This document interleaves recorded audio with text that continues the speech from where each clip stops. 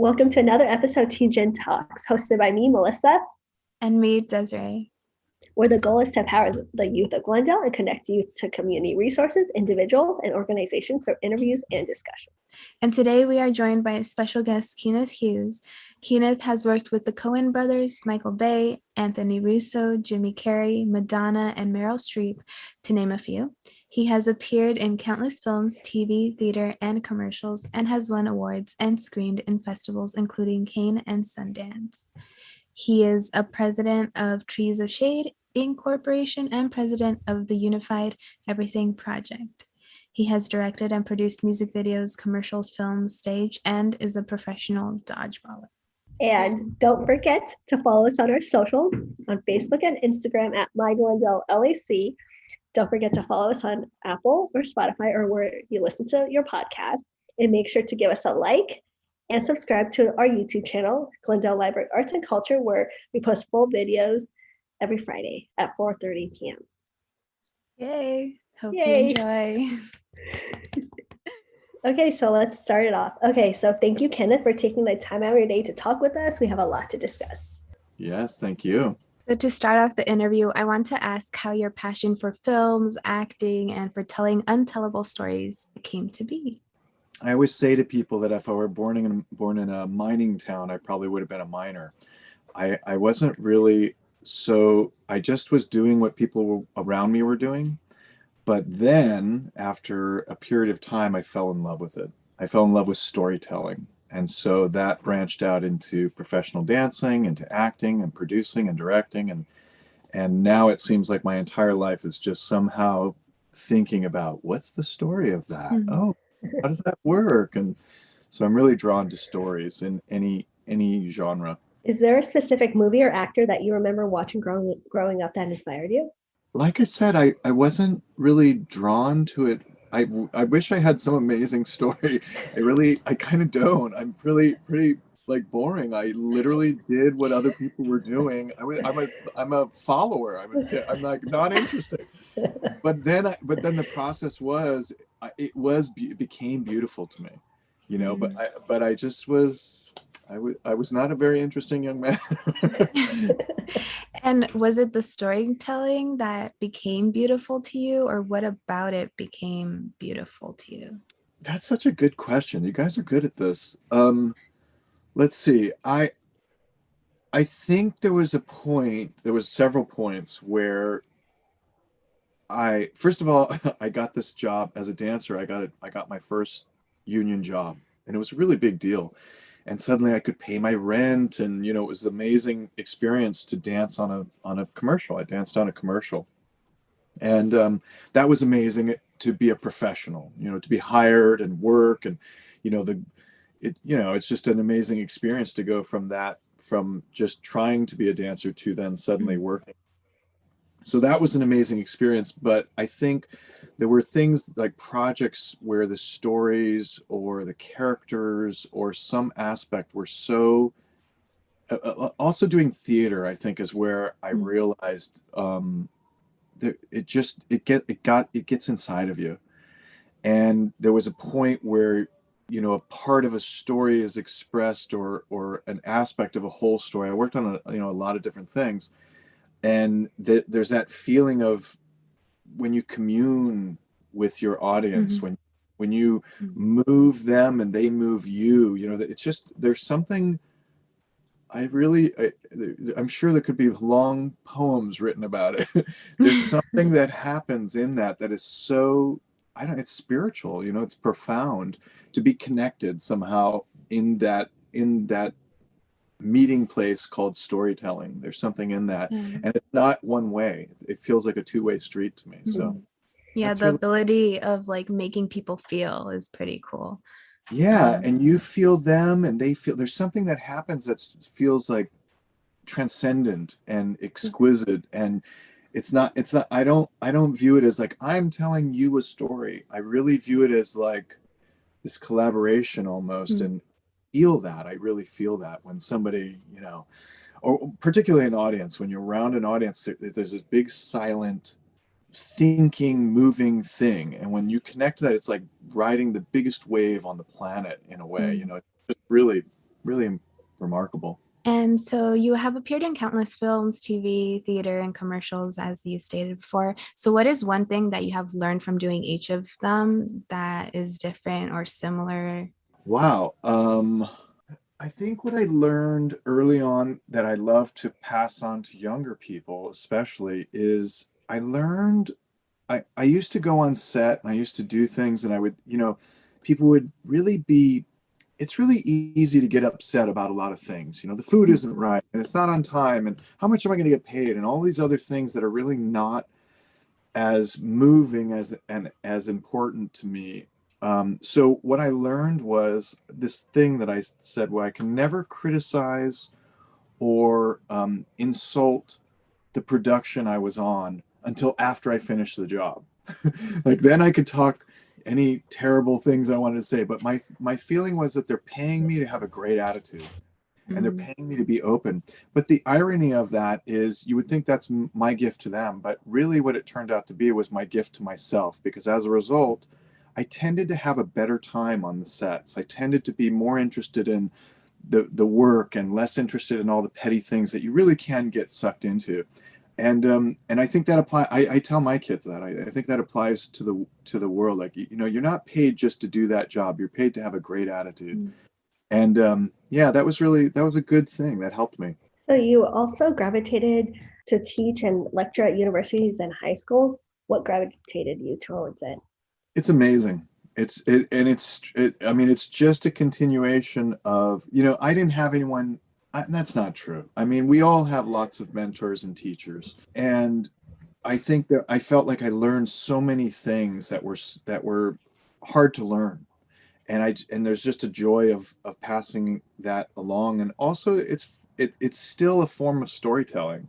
When you're talking to people in general, you're still telling the story of why this works this way and how it works, and there's still that thing that we mentioned earlier about how you commune with people and be of value, and that's a wonderful thing. If you're fortunate enough to be of value, it's just great. It's nice. So I try to lecture. I was invited to lecture at a film festival, and that I was in, and I said, oh, I was a little like, what would I talk about? And then of course I went to the lecture and they couldn't shut me up. So so yeah, I had something to talk about. So yeah, that was pretty special. And you have gotten the chance to work with people like the Coen brothers, Jim Carrey, and Madonna, to name a few. When working with these big name people, what do you take away from the experience? Wow. Well, they're all very different. Each person is very, very different. And I imagine each time, each situation is unique and different. So I have amazing stories that still stay with me. I worked with Meryl Streep, and it was like a dream, and I learned a lot about being a good human being, and I've worked with really troubled people, and I sort of wear it as a badge, like I survived this, this person. I probably won't put it on here exactly who that was, but it is really fun to share those stories of like, oh, I survived this, terrible thing. And you explain it to people and people are like, oh my God. So it's always fun to tell your terrible stories too. But I think you're always learning something. There's a reason why somebody's significant, a good reason or bad reason. There's still a reason. And so when you get to interact with that, it's interesting, it's fun. But I will say, after a while, you do realize that people are just people. After a while, you really do. Like, there's people, bad people and good people, and good days and bad days, and that is a really great place to finally get to. Like, I did finally get to a place where I wasn't so enamored with the idea of who I thought they were, but they just all became people. And here's an interesting story. I met one celebrity who actually was bothered at how comfortable and at ease I was. Wow. So that was like a great lesson too. Like, oh wow, they're so used to a certain treatment, and I was so sort of low key and casual. And a friend of mine said, yeah, she was kind of thought you were. I was like, it was just a great lesson of like, wow, that's really interesting. So yeah, so I appreciate them in so many ways. You know, working with them is really, really profound. So you also direct and produce. Do you think that as a creative, there is where you can shine more because you have more freedom? You know, I started directing and producing because I felt like there wasn't enough diverse, ridiculous stories. You know, I'd become so fascinated with all the different stories in the world. And so what I ended up doing was I realized, wow, it's an amazing act to tell the story, to help somebody tell their story is still telling a story. Mm. You know, that was an amazing thing. So I would find people who I knew their stories could never be told. I knew they would never be, you know, paid to be told. And then I would tell those stories. And, you know, for better or worse, I grew up in LA. My experience was incredibly diverse. In fact, it was so diverse that we never even knew the word diverse. It Mm. was just what it was. And I loved that experience. I loved it. So in producing and directing, it was just an extension of the way I grew up. And picking stories that I said, oh, that story will never be told. Ooh, it was irresistible. Let's tell it. So that's kind of what happened. And so, how much then does your personal experience reflect in your work, whether that be, in producing or directing? I have always I'm different as a producer and a director, and even as a performer. I haven't always chased the money the way that I should have, perhaps. So as a result, I never became quite maybe as famous or as successful as I possibly could have. But what I did chase was this thing that I'm telling you about. My interest in the story is more important than making sure there's enough tickets sold. So for better or worse, I that's what I did, and I love it. So as a result, it is such a reflection of myself.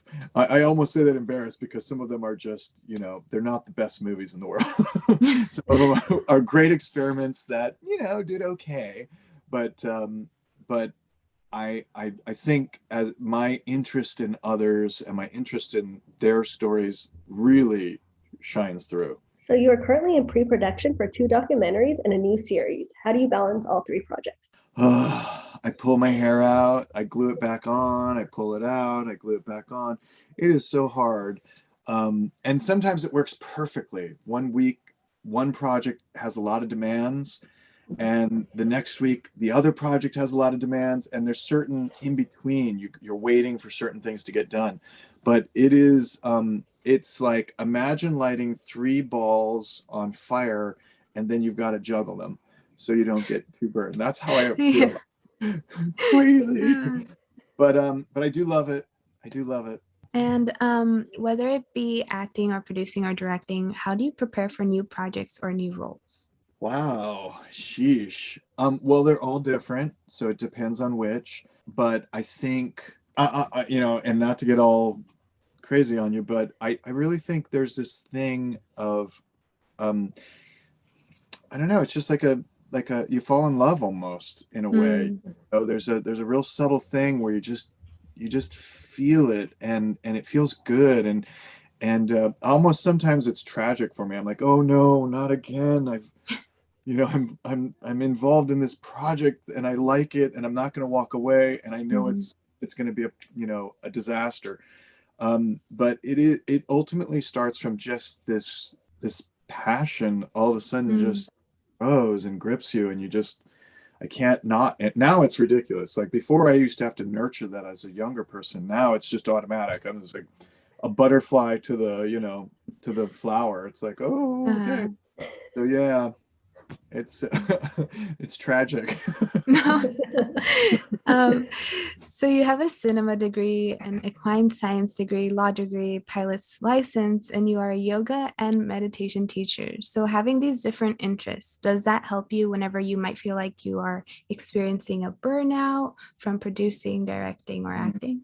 Um, well, those degrees and things are just great. It seems really important. So I didn't start off very interested in academics. I was actually the opposite, and that was unfortunate. That was a youth misspent. But I came to realize that how much learning, how important it is. So it does bring a lot of, education. And I still think I do it all the time by the books I read, by anything that I expose myself to. I always feel like I'm so interested and curious and learning more. Even being here, I was like, what are they doing? And why are they doing this? That's amazing. How can I say no? Like you guys would be a great subject for your own self. What's the story here? Anyway, but burnout, I think, is two things. One is when your projects are so hard, they're beating you up. But if you love your projects enough, you make it through. And that's really kind of what I thrive on is choosing the projects in the beginning, and then once I'm like committed, I'm just so into it. And burnout happens. In fact, as I always say to people, and I always have these milestones, like they'll say, oh, it's getting so hard or whatever. And I go, oh, good, we're doing it right then, because that's exactly what's supposed to happen. You fall out of love and in love and out of love with the project 100 times, but it's very normal as an experience because they're not easy. They're hard. So you're also an author. You have written a book series called We Charles. What was that inspiration behind the series, and why did you decide to write a children's book? Gosh, I cannot tell you, except for some reason I think I can do anything, and I really shouldn't think that way. But I was really intrigued. I don't even know how it came up. I have a friend who's an illustrator, and she's just amazing, Alex Mankiewicz, and we just talked about it. I was saying, I've had this idea, and I don't know why. And she said, oh, I would love to do that with you. And that was it. I was like, oh, you're silly enough to do it, then I'm silly enough to do it. And then we liked it. And so we did 3. We ended up doing the first one, and we were like, ooh, this is cool. We still want to do more. So we'll see what happens. But I wish I had, again, something more interesting. It just was like, ooh, a children's book. And I have kids too. So, you read, like, how many times I've read, you pick the book, and I've read it, 100 times, like anything to have a different story. So. I also want to touch upon the fact that you're a professional dodgeballer. Why dodgeball? Yeah, it's a brutal sport, isn't it? Again, that crazy curiosity. I was I was running an audition for some dance thing a long time ago, and I can't even remember what it was. And somebody came in and auditioned, and then afterwards said, oh, I'm going to play dodgeball. And I said, that's ridiculous. What are you talking about? And he said, oh, there's a new place in Hollywood. It's a gym, and they're playing dodgeball for $5. And I said, that's stupid. That's ridiculous. So I went straight after the audition. I went down there, and sure enough, for $5, there was all these loony people having the most ridiculous time playing dodgeball. And as it turns out, it's incredible exercise. We played for about 3 hours, and then it slowly grew to be a professional sport through these people that put it on just for fun. They just put it on because they had fun playing it as a kid, which I hated it as a kid. I hated getting hit by balls. It was terrible. But as an adult, it's amazing. There's nothing like a bunch of loopy adults running around trying to smack each other with a dodgeball. It's just hilarious. So that was, and it became a thing where I was actually on a TV show playing dodgeball and got paid a lot of money. So yeah, but you guys really read all the details. Oh yeah.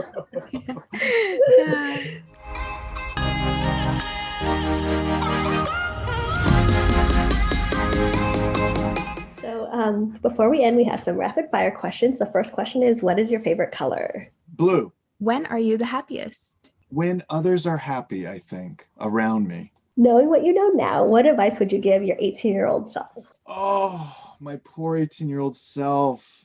Stop doing every wrong thing that you're doing. Go to school. There's so much good things. Find a mentor. Oh, I would slap him a couple times. Wake up. You whiny. No, okay.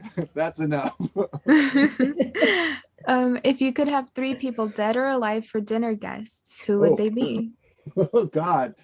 I would love to meet Einstein. I would love to meet Nikola Tesla. Um, you're going to hate me for it, but I'm kind of curious to meet Elon Musk in a personal way. I think he's a bit of a problem guy, but I also think he's super, super, super smart. And I kind of want to know a lot more about him. So what are you most afraid of? Oh, I'm afraid of global warming.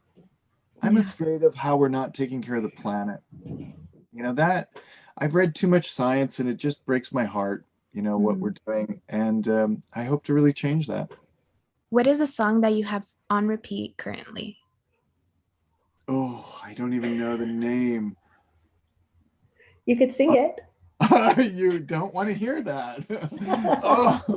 Oh, well, I will tell you, there's a guy. I'll tell you one that's kind of a funny one that I always like. His name is oh God, he's this big clown. He's always dressed as a clown, but he sings as the beautiful operatic voice, and his name is Puddles Pity Party. I'm not joking. And it's the most beautiful music you've ever heard in your life. And he's dressed as a clown always. Puddles Pity Party. I could listen to that guy sing anything. He always sings these pop songs that I'm not really into, but oh, he sings it with such soul that it's like melts me. Oh. Yeah, you're like, whatever, dude. No, it was just like I've never heard of that. So now I'm like, I need to go and look that up. You're gonna fall in love.